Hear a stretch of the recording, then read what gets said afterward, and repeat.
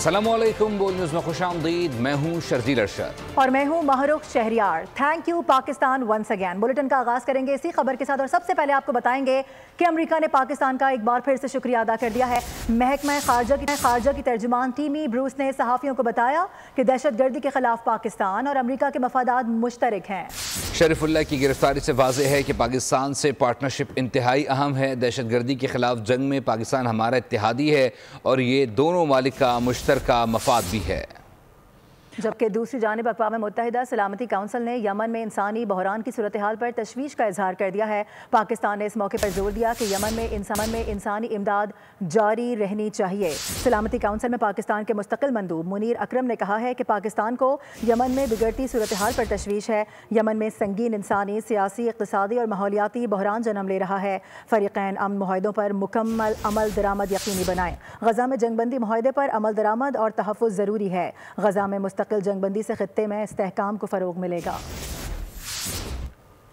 ख़ारिज और उनके सहूलतकारों के खिलाफ जंग अपने मंतिकी अंजाम तक जारी रहेगी। घिनौने हमले के मनसूबा साजों और सहूलतकारों को जल्द इंसाफ के कटहरे में लाया जाएगा, चाहे वो कहीं भी हों। Army chief general Asim Munir का बन्नू का दौरा, सिक्योरिटी सूरत हाल का जायज़ा लिया। CMH में ज़ख्मी जवानों की क़यादत की, बहादुरी और अज़म को सराहा। Army chief general Asim Munir का बन्नू का दौरा, सिक्योरिटी सूरत हाल का जायजा लिया। ISBR के मुताबिक आर्मी चीफ को सिक्योरिटी सूरत हाल और जारी ऑपरेशंस पर ब्रीफिंग दी गई। आर्मी चीफ ने CMH का दौरा भी किया और जख्मी जवानों की अयादत की। आर्मी चीफ ने जवानों की बहादुरी और अज़म को सराहा। इस मौके पर army chief general Asim Munir का कहना था कि पाक फौज दहशतगर्दी के खिलाफ सीसा पिलाई दीवार का काम करती रहेगी। पाक फौज रियासत की सिक्योरिटी और इस्तेहकाम को यकीनी बनाएगी। दीगर खबरें शामिल करते हुए आपको बताएं कि सोशल मीडिया पर मनफी प्रोपेगेंडा करने वालों की एक बार फिर से शामत आ गई है। उनके गिर्द घेरा तंग कर दिया गया है। ज्वाइंट इन्वेस्टिगेशन टीम ने प्रोपेगेंडा करने वालों को तलबी के नोटिस जारी कर दिए। ज़राए के मुताबिक वफाक की कायम करदा JIT ने मनफी प्रोपेगेंडा करने वाले PTI की सोशल मीडिया टीम के मजीद अफराद को तलब कर लिया है। सोशल मीडिया पर पाकिस्तान के खिलाफ जहर अफशानी और बेबुनियाद इल्जामात लगाने वालों की शामत। ज्वाइंट इन्वेस्टिगेशन टीम ने प्रोपेगेंडे में मुलव्विस मुल्क दुश्मन अनासिर को तलब कर लिया। ज़राए के मुताबिक वफाक की कायम करदा JIT ने तहरीक इंसाफ की सोशल मीडिया टीम के मजीद 15 अफराद को तलब कर लिया। JIT का मकसद कानून के मुताबिक मुजरिमों की शनाख्त और उनके खिलाफ कानूनी कार्रवाई करना है। JIT को इलेक्ट्रॉनिक जराइम की रोकथाम एक्ट 2016 के सेक्शन 30 के तहत तश्कील दिया गया था। ज़राए का कहना है कि जिन अफराद को बुलाया गया है उनमें ओन अब्बास, आलिया हमजा मलिक, मोहम्मद शहबाज शब्बीर, वकास अकरम, कंवल शोजब, तैमूर सलीम खान, असद कैसर और शाह फरमान शामिल हैं। आसिफ रशीद, मोहम्मद अरशद, सबगतुल्लाह विर्क, अजहर मशवानी, मोहम्मद नौमान अफजल, जिब्रान इलियास, सैयद सलमान रजा जैदी, जुल्फी बुखारी, मूसा विर्क और अली हसनैन मलिक भी शामिल हैं। ज़राए के मुताबिक ज्वाइंट इन्वेस्टिगेशन टीम के पास इस हवाले से काफ़ी मवाद मौजूद है, जिससे जाहिर होता है कि ये तमाम अफराद मनफी प्रोपेगेंडे में मुलव्विस हैं। तमाम अफराद को आज JIT के सामने पेश होने का कहा गया है। वफाकी एंटी करप्शन कोर्ट ने चेयरमैन सेनेट यूसुफ रजा गिलानी को 3 मुकदमात में बरी कर दिया। टेडाब करप्शन केस में 3 मुकदमात में बरीत की दरख्वास्त मंजूर कर ली। यूसुफ रजा गिलानी ने मीडिया से गुफ्तगू में कहा कि एक सेनेटर जेल में हैं। कल एक और मेंबर को भी उठाया गया। वफाकी और पंजाब हुकूमत उन्हें ऐवान में पेश करे, ना किया तो प्रोटेक्शन ऑर्डर जारी करूँगा। बुक के मुताबिक करता हूँ, अगर एक ऑनरेबल मेंबर अगर उसको जेल में है तो according to law, according to the rules, वो है कि मैं प्रोटेक्शन ऑर्डर जारी कर सकता हूँ। ऐसा ही नेशनल असेंबली में भी हो रहा है और मैंने भी किया है। और उसके प्रोटेक्शन ऑर्डर पे जो अमल नहीं हुआ तो वो जो उसका माहौल है पार्लियामेंट का वो ख़राब हुआ है। और मैंने सिर्फ सेशन में ये कहा है उनको प्रोड्यूस करें ताकि मैं वहाँ आऊँ। और दूसरा ये है कि एक और मेंबर को भी कल उन्होंने उठा लिया है। तो मैं यही कहूँगा गवर्नमेंट से, पंजाब गवर्नमेंट से भी, फेडरल गवर्नमेंट से भी, आज तक उसको जो है उसको प्रोड्यूस करें। He should attend the parliament और अगर कल पार्लियामेंट वो अटेंड नहीं करेंगे तो मैं प्रोटेक्शन ऑर्डर जारी करूँगा। उधर आलमी मालियाती फ़ंड और पाकिस्तान के मुज़ाकरात में पेट्रोलियम डिवीज़न की जानिब से ब्रीफिंग दी गई है। गैस टैरिफ नोटिफाई ना करने पर IMF ने तशवीश का इजहार कर दिया है, जबकि पेट्रोलियम डिवीज़न को खबरदार किया गया है कि बैक डेट नोटिफाई करने पर अदालती कार्रवाई का सामना करना पड़ सकता है।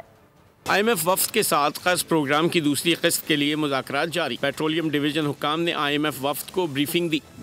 कैप्टिव पावर प्लांट्स के लिए गैस टैरिफ नोटिफाई करने पर मिशन ने तशवीश का इजहार किया। पेट्रोलियम डिवीजन ने कहा गैस टैरिफ 1 जनवरी से बैकडेटेड जारी करके रिकवरी की जाएगी, जिस पर IMF मिशन ने तशवीश का इजहार किया। खबरदार किया कि ऐसी सूरत में अदालती कार्रवाई का सामना हो सकता है। IMF ने मुतालबा किया कि कैप्टिव पावर प्लांट्स के लिए गैस टैरिफ फौरी नोटिफाई किया जाए। कैप्टिव प्लांट्स के लिए RLNG दरामदी लागत पर फरोख्त की जाए और रियायतें ख़त्म की जाएं। IMF ने गर्दिशी कर्ज कंट्रोल करने के इक़दाम को भी सराहा। पेट्रोलियम डिवीजन ने बताया कि पावर सेक्टर के गर्दिशी कर्ज में 350 अरब रुपए का इजाफा मुतवक्के था, जिस पर IMF ने गर्दिशी कर्ज तखमीने की रिपोर्ट तलब कर ली। पेट्रोलियम डिवीजन के मुताबिक 600 अरब रुपए के लगभग कर्ज को मुआफ करवा कर गर्दिशी कर्ज स्टॉक को क्लियर किया जाएगा। बैंकों से लिए गए कर्ज की वजह से फी यूनिट पर 8.2 रुपए तक आयद करने का प्लान है। सरचार्ज की मद में 5 बरसों तक ये रकम रिकवर की जाएगी। प्लान अभी हतमी नहीं है और IMF के साथ दोबारा बातचीत होगी।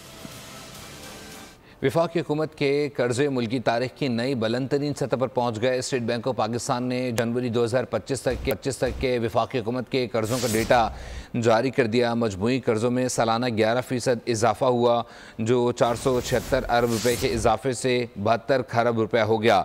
जनवरी 2024 में कर्जा 65 ट्रिलियन रुपए था।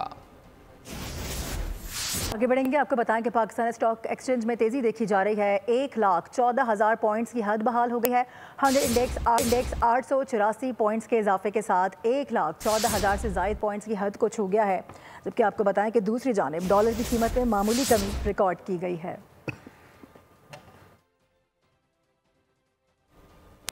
के इलेक्ट्रिक के बाद नेपरा भी कराची दुश्मनी पर उतर आया। के इलेक्ट्रिक ने 4 रुपये 95 पैसे फी यूनिट कमी की दरख्वास्त की, लेकिन नेपरा ने 3 रुपये कमी पर टरखा दिया। नेपरा ने मुल्क भर के लिए माहाना एडजस्टमेंट के तहत बिजली की कीमतों में कमी कर दी। कराची के लिए बिजली की कीमत में 3 रुपये फ़ी यूनिट की कमी, जबकि मुल्क भर के लिए बिजली 2 रुपये 12 पैसे फ़ी यूनिट सस्ती की गई। कराची वालों के लिए बिजली तकरीबन 5 रुपए कम कर दें। नहीं भाई, ये एहसान ना करें, बिजली तो 3 रुपए ही कम होगी। नेपरा भी के इलेक्ट्रिक पर मेहरबान। के इलेक्ट्रिक नेपरा के फैसले पर खुशी से निहाल। नेपरा ने मुल्क भर के लिए माहाना एडजस्टमेंट के तहत बिजली की कीमतों में कमी कर दी। कराची वालों के लिए खास रियायत की गई। के इलेक्ट्रिक ने दरखास्त दी थी कि सार्फिन के लिए 4 रुपये 95 पैसे फी यूनिट बिजली सस्ती की जाए, लेकिन नेपरा से कराची वालों के लिए खुशी देखी ना गई। कराची के लिए बिजली की कीमत में 3 रुपये फी यूनिट की कमी कर दी गई, जबकि मुल्क भर के लिए बिजली 2 रुपये 12 पैसे फी यूनिट सस्ती की गई है। नेपरा ने माहाना एडजस्टमेंट में बिजली की कीमत में कमी के नोटिफिकेशंस भी जारी कर दिए हैं। नोटिफिकेशन के तहत सारिफिन को बिजली की कीमतों में कमी का रिलीफ मार्च के बिलों में मिलेगा। के इलेक्ट्रिक के लिए बिजली दिसंबर 2024 की माहाना एडजस्टमेंट में सस्ती की गई है। आगे बढ़ते हुए आपको बताएं कि कौमी असम्बली की कायमा कमेटी बराए दाखिला का अहम इजलास आज IG ऑफिस कराची में होने जा रहा है। मुस्तफ़ा आमिर कत्ल केस की रिपोर्ट पेश की जाएगी। इसके साथ साथ तालीमी इदारों में बढ़ती हुई मंशियात की रोकथाम के लिए इक़दाम पर ब्रीफिंग भी दी जाएगी। आपको बता दें कि कमेटी कन्वीनर अब्दुल कादिर पटेल और दीगर अरकान IG सिंध से केस के हवाले से अब तक की पेशरफ पर सवालात भी करेंगे। इसी हवाले से मज़ीद तफसीलात लेंगे। हमारे साथ मोहम्मद काशान मौजूद होंगे। काशान, बताइएगा। बिल्कुल, देखिए, कायमा कमेटी बराए दाखिला का अहम इजलास आज दोपहर 2 बजे IG ऑफिस में मुनक्किद किया जाएगी। FIA, DG anti narcotic force और एक्साइज हुकाम जो सेक्रेटरी एक्साइज वो शिरकत करेंगे। जबकि इजलास में IG सिंध की जानिब से मुस्तफ़ा कत्ल केस जो इस साल का सबसे हाई प्रोफाइल केस है, उसकी पेशरफ्त रिपोर्ट जो है वो जो है बराए जो कायमा कमेटी के बराए दाखिला इजलास है उसके अंदर पेश की जाएगी। इसके अलावा स्मगलिंग की रोकथाम और के हवाले से जो है उसकी भी जो है बातचीत की जाएगी। जबकि दूसरी जानिब सोसाइटी में मंशियात के फ़रोग को रोकने के हवाले से इक़दाम जो हैं वो भी किए जाएंगे। तालीमी इदारों में बढ़ती हुई मंशियात को रोकथाम किस तरह किया जाए, जबकि इस इजलास के अंदर मज़ीद जो अहम नुकात हैं उस पर भी बात की जाएगी। जबकि इजलास की सदारत जो है वो IG सिंध गुलाम नबी मेमन रिपोर्ट हुए उन तमाम की ब्रीफिंग जो है वो दी जाएगी। बहुत शुक्रिया काशान अपडेट करने के लिए। दूसरी जानिब कराची में ट्रैफिक हादसा से अमवात का तसलसल ना टूटा। रात गए गाड़ी की टक्कर से खातून जांबहक और मर्द जख्मी हो गए। इससे कबल बल्दिया टाउन में डंपर की टक्कर से 3 भाइयों को रोन डाला, एक जांबहक जबकि 2 भाई जख्मी हो गए। ईसा नगरी में गाड़ी की टक्कर से राहगीर जान से गया। तेज रफ्तारी और गैर जिम्मेदारी ने कराची में सफर पुरखतर बना दिया। डिफेंस खयाबान साहिल के करीब रात गए कार ने मोटरसाइकिल को टक्कर मारी। हादसे में खातून जाँ बहक और मर्द जख्मी हो गया। तेज रफ्तारी खूनी तसादुम की वजह बताई जा रही है, जिससे मोटरसाइकिल तबाह हो गई। ड्राइवर गाड़ी छोड़कर मौके से भाग निकला। जाँबह खातून की शनाख्त 25 साल समीना और जख्मी शख्स की शनाख्त 25 साल एहतशाम के नाम से हुई। बल्दिया टाउन लकी चढ़ाई के करीब खूनी डंपर ने मोटरसाइकिल सवार 3 भाइयों को रौंद डाला। छोटा भाई 25 साल राहिब मौके पर ही जान की बाजी हार गया। 2 भाई मुनीर और साहिब अयूब जख्मी हो गए। तीनों भाई मार्बल फैक्ट्री में मुलाजिम थे। छुट्टी के बाद घर जा रहे थे। पुलिस ने ड्राइवर को गिरफ्तार कर लिया। डंपर को भी तहवील में ले लिया। कोरंगी सिंगर चौरंगी के करीब टैंकर की टक्कर से मोटरसाइकिल सवार नौजवान अमीन शदीद जख्मी हो गया। अस्पताल मुंतकिल कर दिया गया।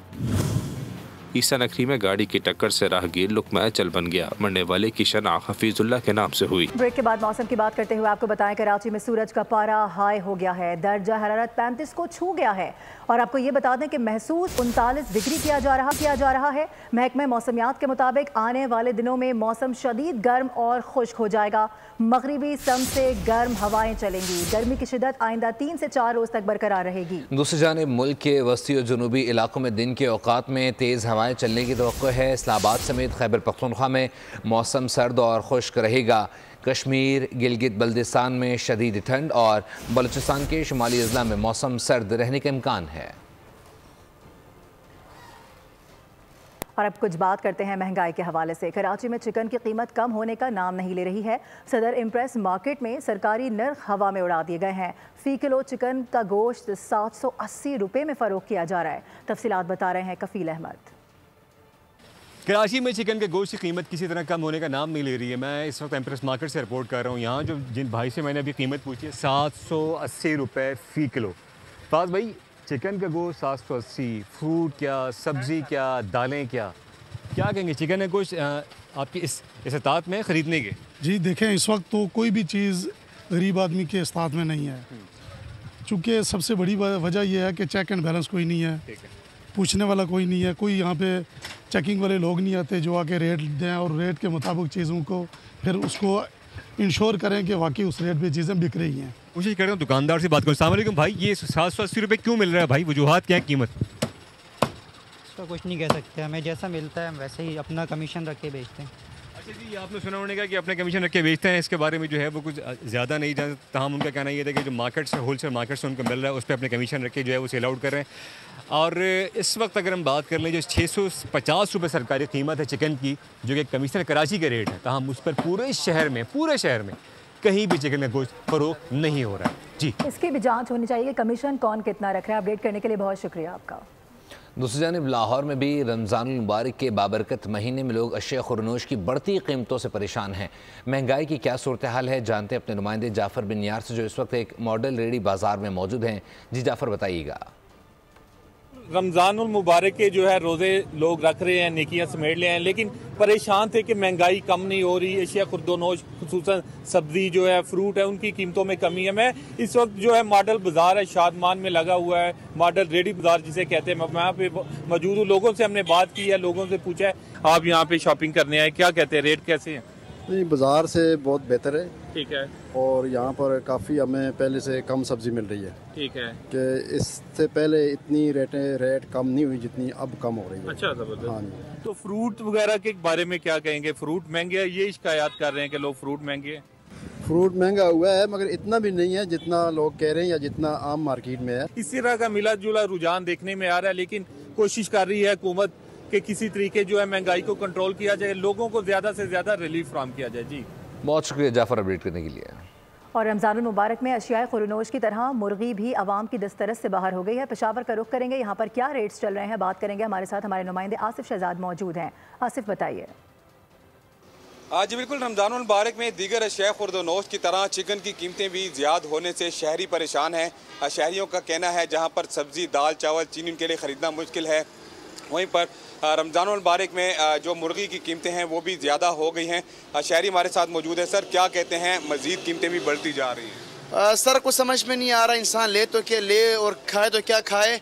यहाँ पे चिकन लेने के लिए हम लोग आए हुए हैं। यहाँ पे जो प्राइस है वो कभी एक दिन में एक होती है, एक दिन में एक होती है। बढ़ाते हैं 100 रुपये, कम करते हैं 15 और 20 रुपये। ये कहाँ का इंसाफ है? हुकूमत सोई हुई है, ACDC आता नहीं, चक्कर लगाते नहीं है, इनको सब कुछ जारी नहीं होता तो क्या करे इंसान।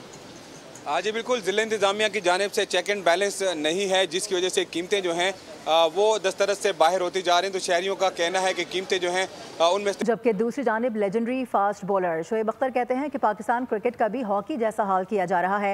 ये खेल भी अब ख़त्म हो रहा है। आईना बदलने से लोग नहीं बदलेंगे। किसी को नहीं मालूम कि शादाब को क्यों बाहर किया गया था और फिर वापस क्यों लेकर आए हैं। क्रिकेट का हाल भी हॉकी जैसा किया जा रहा है। शोएब अख्तर कौमी टीम की बदतरीन परफॉर्मेंस पर बरस पड़े। कैपिटल प्रीमियर लीग की इफ्तिताही तकरीब के दौरान बोल के नुमाइंदे आलीजा से खुसूसी बातचीत करते हुए शोएब अख्तर ने कहा, ओवरसीज पाकिस्तानियों को क्रिकेट से जोड़ने की कोशिश कर रहे हैं। बट आई थिंक सारे डिसअपॉइंटेड हैं और पाकिस्तान क्रिकेट इट्स डाइंग।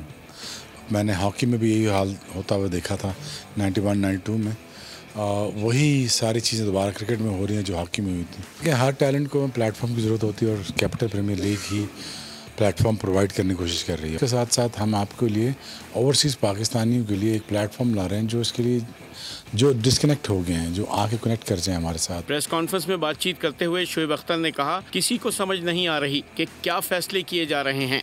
है ना, बदलने से लोग तो नहीं बदलेंगे ना। शादाब को किस रीज़न से बाहर किया था मुझे नहीं पता, अब किस रीज़न से अंदर लाएं ये भी नहीं पता। जिस तरह आप ये चेंजेस कर रहे हैं ना बार बार, मुझे कोई समझ नहीं आ रही क्या हो रहा है। सर्कस लगी हुई है। शोएब अख्तर ने चैंपियंस ट्रॉफी के नकाद पर चेयरमैन PCB मोहसिन नकवी की तारीफ की। कहा, PCB ने क्रिकेट वर्ल्ड में जुर्रतमंदाना मौक़िफ़ मनवाया। न्यूज़ स्टूडियो से फिल वक्त के लिए इतना ही। विजिट कीजिए bolnews.com और देखते रहिए बोल।